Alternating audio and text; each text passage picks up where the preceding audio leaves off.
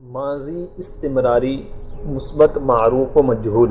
زمانہ ماضی استمراری وہ زمانہ ہے جس میں زمانہ گزشتہ میں کسی کام کا مسلسل ہونا یا کرنا سمجھا جائے، جیسے زید اسکول جاتا تھا۔ اس جملے سے لفظ جاتا تھا ظاہر کر رہا ہے کہ زمانہ گزشتہ میں جانے کا کام مسلسل ہوتا رہا ہے۔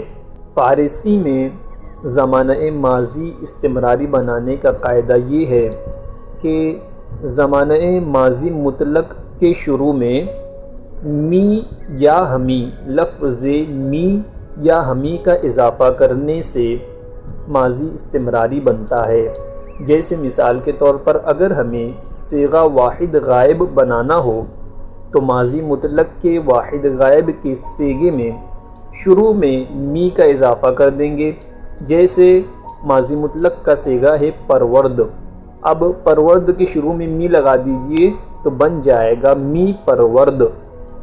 اس کا مطلب ہوا وہ پالتا تھا۔ یہ صیغہ واحد غائب ہے، اس کا معنی ہے وہ پالتا تھا۔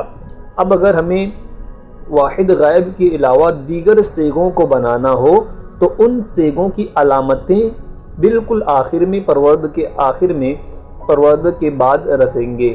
جیسے جمع غائب کا صیغہ بنانا ہو تو پرورد کے آخر میں نون دال کی علامت رکھ دیں گے، جیسے می پرورد سے می پروردند، یعنی وہ پالتے تھے۔ یہ جمع غائب کا صیغہ ہو گیا۔ واحد حاضر کا صیغہ می پروردی، یعنی تو پالتا تھا۔ جمع حاضر می پروردید، یعنی تم پالتے تھے۔ واحد متکلم می پروردم، یعنی میں پالتا تھا۔ جمع متکلم جیسے می پروردیم، یعنی ہم پالتے تھے۔ یہ تو ہوا ماضی استمراری مثبت معروف بنانے کا طریقہ۔ اب اگر ہمیں انہیں مجہول بنانا ہو تو اس کا قاعدہ یہ ہے کہ پرورد کے آخر میں ہا لگا دیں گے، جیسے پروردہ، پرورد کو بنایا پروردہ۔ اب پروردہ کے آخر میں می شد کا اضافہ کر دیجئے تو واحد غائب کا صیغہ حاصل ہو جائے گا۔ جیسے پروردہ می شد، یعنی وہ پالا جاتا تھا۔ جمع غائب کا صیغہ شد کے آخر میں نون دال لگا دیجئے، پروردہ می شدند، یعنی وہ پالے جاتے تھے۔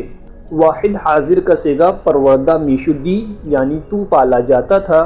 جمع حاضر پروردہ می شدید، یعنی تم پالے جاتے تھے۔ واحد متکلم پروردہ می شدم، یعنی میں پالا جاتا تھا۔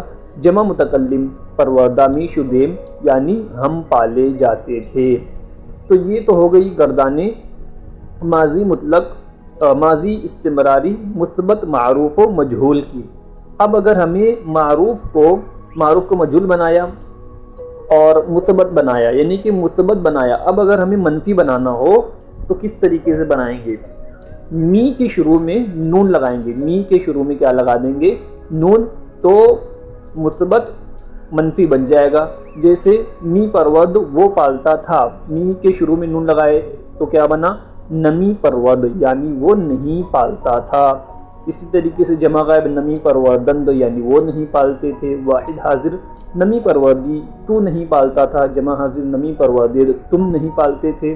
واحد متکلم نمی پروردم، میں نہیں پالتا تھا۔ جمع متکلم نمی پروردم، ہم نہیں پالتے تھے۔ اسی طریقے سے مجہول کی بھی گردان ہو جائے گی۔ می کے شروع میں نون لگائیں گے، جیسے پروردہ نمی شد، یعنی وہ نہیں پالا جاتا تھا۔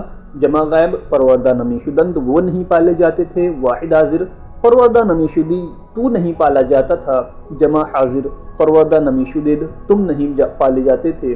واحد متکلم پروردہ نمی شدم، میں نہیں پالا جاتا تھا۔ جمع متکلم پروردہ نمی شدیم، ہم نہیں پالے جاتے تھے۔ امید ہے کہ آپ کو ماضی استمراری بخوبی سمجھا ہوگا اور اسے بنانے کا قاعدہ بھی آپ نے ذہن نشین کر لیا ہوگا۔ بہت آسان ہے، مشکل نہیں ہے۔